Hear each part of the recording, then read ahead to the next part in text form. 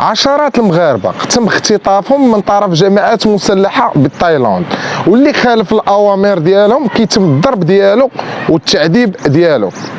الايام بالبلا ديال بصح كلشي هادر على مغاربه اللي اختطفوهم في تايلاند، وعدهم فرص عمل، واللي هضر معاهم مغربي وهضر معاهم باللغه ديالنا، لكن لقاو راسهم وسط اخطر عصابات ديال التجاره بالبشر في الحدود ما بين تايلاند وبورما او ما يسمى بميانمار.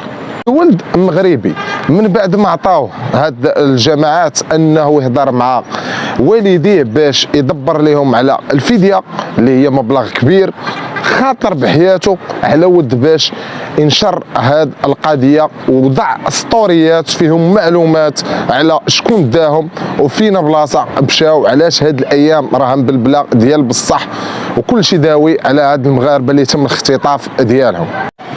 السؤال المطروح هو كيفاش هاد الشباب غاديين يستدرجوهم حتى لتايلاند؟ اولا اخت هاد الشاب خرجت وهضرت وقالت ان خوها كان عزيز عليه يسافر بزاف، خير مثال هو الكوب دافريك ديال اللي داز في الكوت ديفوار. الا تفكرتوا معايا هذاك الشاب اللي مشى ليه في ايركات كانت مزوقه، هذاك هو الشاب اللي كنهضر عليه انا في هذا الفيديو.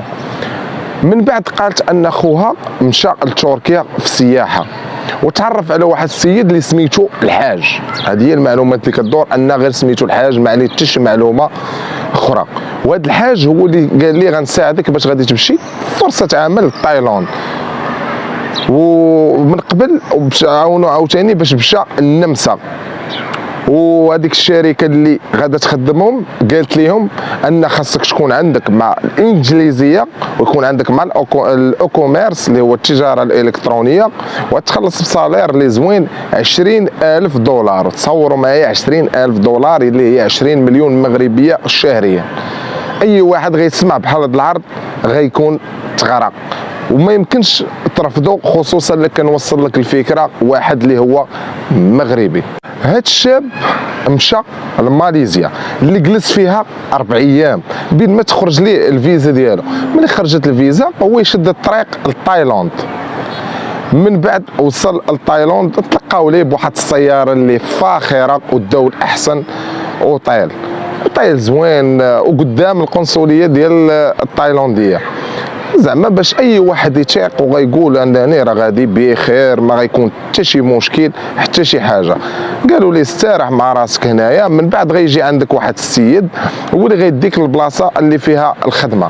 من بعد ما استراح 5 بخير جا عنده واحد السيد ركبوا في طوموبيله اللي كانت حتى هي فاخره وغادي يديه من مدينه هاد الشاب غادي ننقلوه من مدينه ماي سوت الى مدينه ماياوادي اللي كاينه في ميانمار اللي معروفه بالتجاره في البشر. هذه المدينه ما عندهمش القانون اللي كاينه في الحدود اللي جات ما بين ما بين تايلاند وما بين بورما، يعني ما كاينش قانون. يعني حتى لا بغى تمت المطالبه بهم ما كاينش اللي غيسمع منهم، ما كاين لا قانون لا حتى شي حاجه. تماك وصل حطوا حدا واحد الواد وعطاه لواحد العصابه اللي تبين تماك انه داروا المغرب كطريق باش يوصلوه ويبيعوه ويستغلوه. وملي باعوا ليهم السيد عرف ان راسو راه باعوا لواحد العصابه اللي خطيره، وطلبوا منه قالوا ليه الا بغيتي تخرج ولا بغيتي نطلقوك خاصك تخلص فديه ديال 10 المليون USDT بالكريبتو بالعملات الرقميه المشفره اللي هي 1.6 مليون دولار. السيد عرف ان القضيه خايبه بزاف والقضيه راها خطيره بزاف، وتماك بان لي بان اكثر من 158 واحد مغربي مشدوده محتجزه، بالاضافه الى محتجزين اخرين من جنسيات اخرى. من بعد ما نشر تفاصيل الاختطاف ديالو غادي يختفي حتى ظهرت الاخت ديالو وقالت انه تعرض للضرب ومتهرس ضربوه وتهرس من رجلو من الكتف ديالو. هذا الشيء بسبب حيت استعمل الهاتف عطاوه ليه باش ياخذ به الفديه، لكن هو استعمله ونشر هذه الاخبار كامله. باخر دخلت هو نفس البوست اللي فيه بان الناس في تايلاند باغين خدمه، عجبو اللوفر، عجبو حيت بصالير زوين، خاصو يكون عنده مع الانجليزيه الاوكوميرس، حتى هو نفس التفاصيل ديال اللي وقع ليه من داكشي اللي وقع المغربي الاخر.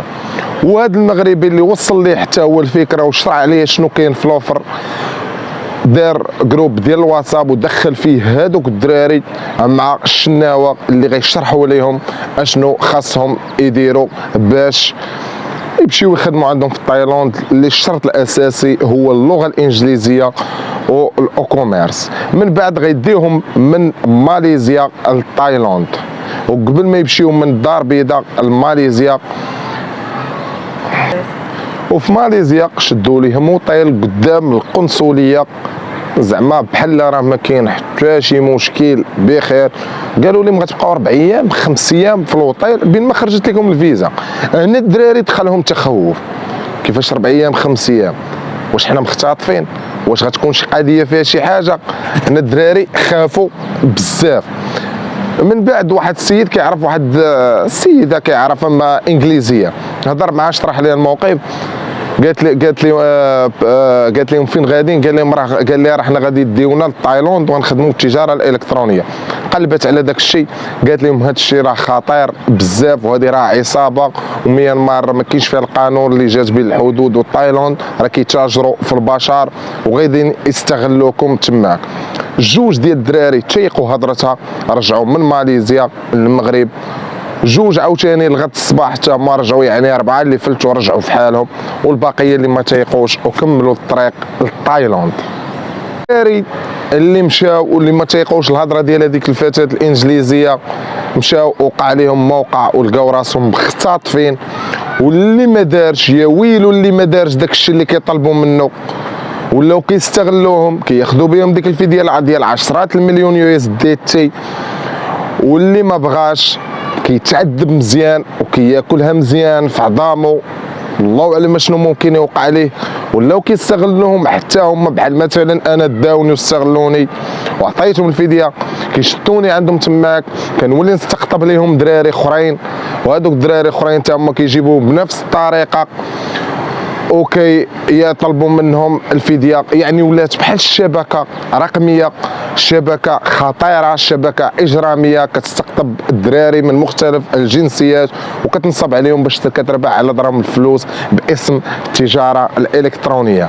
الخوت هذا الفيديو للتوعيه، ايواكم ثم ايواكم يوصلكم شي ميساج في هذا النطاق وتشيقوه لما كانت شي حاجه كونفيرمي، شي حاجه اللي حقيقيه ما تيقوهاش، راه هادشي صعيب بزاف. كان معكم عمر الوهابي، بارطاجيو الخوت الفيديو للتوعيه وتهلاو ليا في راسكم.